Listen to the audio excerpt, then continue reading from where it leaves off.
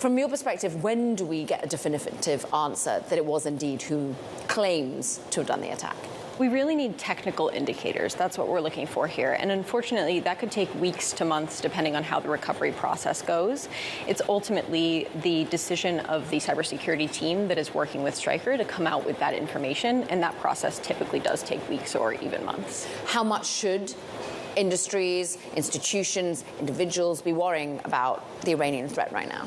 They should actively be preparing their systems, and they should be doing that whether they are large enterprises or even smaller companies. One of the things that we've seen over the past several years is that many of these attackers will target smaller companies that have access to larger companies as part of their customer base and use that as their vehicle to get into some of these larger companies. So it's something that everyone needs to be thinking about right now. Allie, this is a war, and there's human life involved. I don't mean to trivialize it in any sense or fashion. But in this environment, how much of a positive is it for the cybersecurity sector? You know, if you try to look in aggregate about whether spending on cyber goes up or down, one would imagine that as a result of the conflict, it would go up. Absolutely. One of the things that we've seen, and one of the things that I saw as I was researching and writing my book, Code War, is that at the end of the day, during military and wartime scenarios, that's when cyber attacks are at their highest and especially most effective.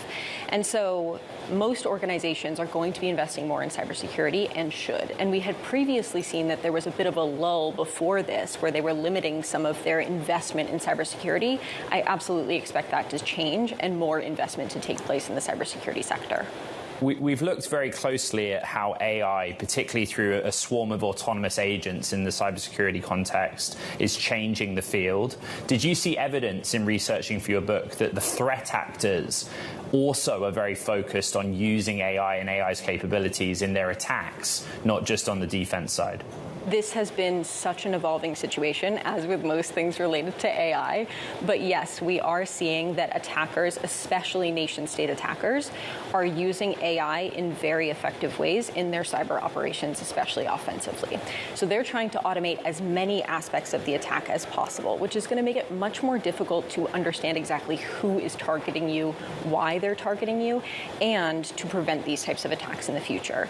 They are largely not creating net new 0 days and kind of net new attacks, but what they are doing is increasing the speed of delivery of some of the attacks that they had been perpetrating before and reducing the human load that they need and the human resources that they need to execute on those attacks. The book, Code War, really breaks down how China, Russia, US lead in the field of cyber power.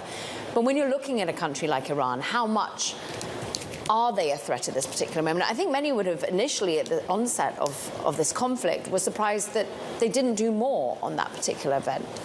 Much of what Iran is doing right now is pre-positioning and identifying the targets that they need to be sitting in, be prepared to execute an attack when they want to.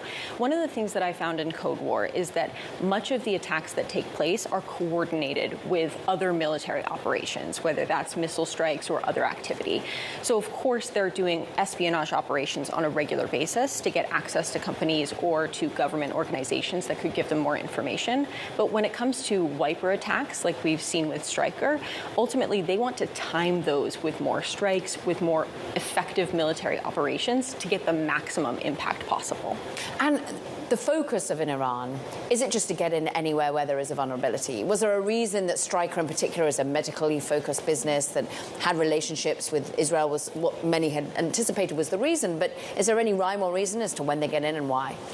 Absolutely, especially with a threat actor that is this dedicated to the supposed cause. They are pushing to get into the organizations that make the most sense, both from a publicity standpoint and an impact standpoint.